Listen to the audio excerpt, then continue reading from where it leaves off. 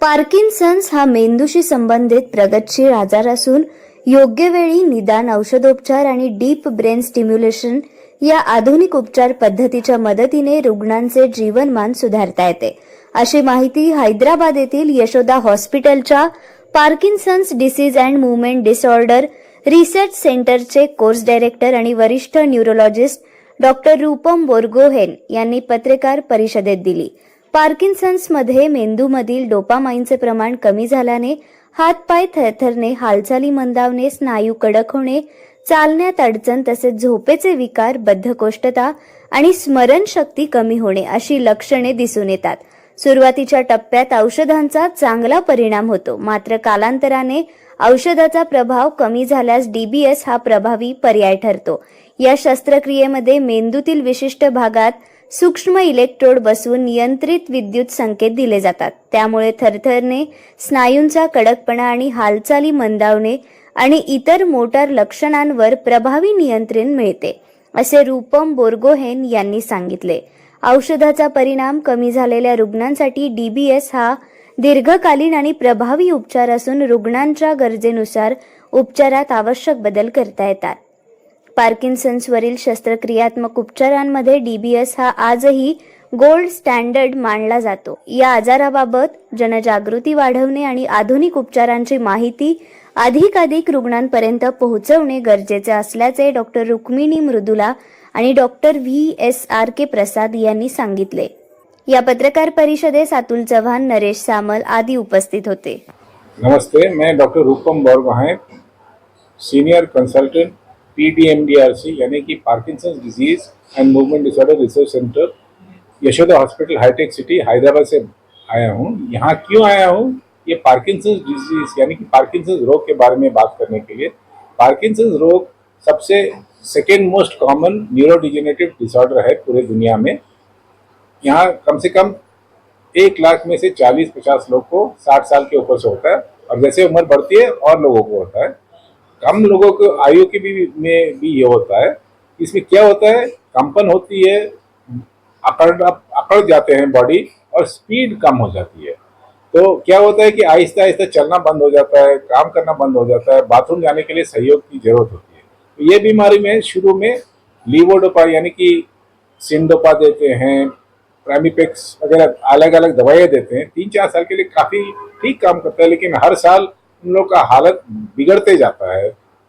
तो ये बिगड़ते जब जाते हैं तो दूसरा सलूक क्या है, जब 3-4 साल के बाद ये हालत जब काफ़ी ख़राब हो जाती है तो हम लोग ऑपरेशन करते हैं.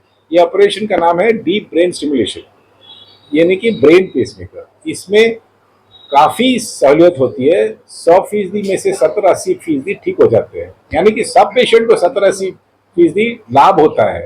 दवाई कम हो जाती है, ये अकड़ापन चली जाती है, कंपन चली जाती है और स्पीड बढ़ जाती है. तो ये लोग 15-20 साल काम कर सकते हैं.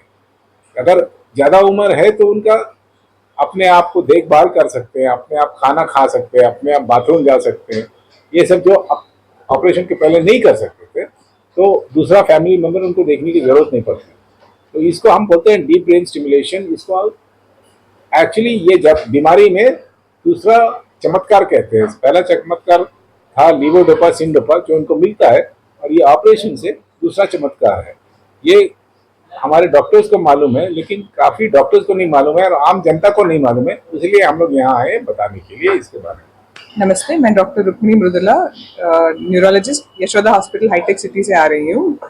मैं एक्चुअली आज आपको डीप ब्रेन स्टिमुलेशन या ब्रेन पेसमेकर के बारे में बताना चाहती हूँ. डीप ब्रेन स्टिमुलेशन मतलब ब्रेन में एक पेसमेकर लगाना. इसका तरीका ऐसा होता है कि 2 तार लगाते हैं अंदर, अंदर जो सिचुएटेड न्यूक्लियस बोलते हैं हम लोग उसको, सबथैलेमिक न्यूक्लियस करके जो 2 न्यूक्लियस होते हैं उसमें तार लगा के उसको कनेक्ट करते हैं बैटरी के जरिए बाहर चेस्ट के अंदर. जैसे कार्डियक पेसमेकर होता है, ये डीप ब्रेन स्टिमुलेशन का ब्रेन पेसमेकर होता है. ये 24 घंटे काम करता रहता है, पूरा दिन काम करता है, पेशेंट को बहुत सहूलियत देता है. ये कौन से पेशेंट्स में कर सकते हैं? इस पार्किंसन डिजीज जो कंपन की रोग है उसमें कर सकते हैं, या जनरलाइज डिस्टोनिया उन लोगों में भी कर सकते हैं, या फिर एसेंशियल ट्रेमर करके जो बीमारी होते हैं उनमें भी कर सकते हैं. ये करने का, इसका जो करने पे अराउंड 70 to 80% इम्प्रूवमेंट होने का चांसेस है. और इसका रिस्क भी बहुत छोटा है। ये सर्जरी है, इसको हम लोग स्टीरियोटैक्टिक सर्जरी करते हैं, कहते हैं। जैसे मतलब इसको खोल के ओपन करके ब्रेन को नहीं डाल के, बिना जस्ट एक तार को छोटा से छेद बना के उसको डालते हैं। बहुत सेफ सर्जरी है और इसका इम्प्रूवमेंट बहुत आ सकता है, इसीलिए पेशेंट्स को ये जानकारी देना है। मेरा नाम डॉक्टर प्रसाद है। हम लोग हैदराबाद यशोदा हॉस्पिटल हाईटेक सिटी से हमारा टीम PDMDRC टीम है। Doctor Rupam sir, doctor Rukmini और हम लोग ये टीम में हम पार्किंसंस डिजीज का स्पेशलाइज ट्रीटमेंट करते हैं। और ये डीप ब्रेन स्टिमुलेशन सर्जरी में काफ़ी एक्सपीरियंस है और 1200 सर्जरी कर चुके हैं। और ये डीप ब्रेन स्टिमुलेशन सर्जरी एक अच्छा ट्रीटमेंट है जो काफ़ी लोगों को पता नहीं है। और पहले क्या होता था, पार्किंसन डिजीज में सिर्फ दवाइयों से इलाज करते थे और दवाई जो है पहले 5-6 घंटे, बाद में 2-3 घंटे को उतर जाता है उसका असर और दवाई काम करना कम हो जाता है। तो पेशेंट काफ़ी तकलीफ उठाते हैं, चल नहीं सकते, कंपन होती है। काफ़ी पेशेंट्स को नौकरी गया है। कई सीनियर डॉक्टर है जो पेशेंट को नहीं देख सक रहे। कई सॉफ्टवेयर IT एम्प्लॉयज हैं जिनको जॉब भी चले गया है इसके कारण, और उनको इतना तकलीफ होता है कि बाथरूम भी जाना मुश्किल हो जाता है, तो अकेले नहीं जा सकते। तो ये डीप ब्रेन स्टिमुलेशन सर्जरी जो है बहुत अच्छा इलाज है, जिससे ये दवाई तो 5 घंटे या 2-3-4 घंटे काम करता है, लेकिन डीप ब्रेन स्टिमुलेशन सर्जरी 24 घंटे काम करता है। बैटरी रखी जाती है छाती के ऊपर और अंदर स्किन के अंदर, और तार दिमाग में रखी रह जाती है। ये बारीकी की सर्जरी है और इसमें काफ़ी एक्सपीरियंस है हमारा टीम को। और इससे 24 घंटे फायदा रहता है और बहुत सारे पेशेंट फिर वापस नौकरी को जा सक रहे हैं, नौकरी कर रहे हैं। काफ़ी सीनियर डॉक्टर फिर सर्जरी कर रहे हैं, पेशेंट्स को देख रहे हैं। तो ये बहुत अच्छा ट्रीटमेंट है, कोई कारण नहीं है पेशेंट को सफ़र होने का। ये जो है शुरू दवाई का असर कम होने के बाद ये सर्जरी करना बहुत ज़रूरी है।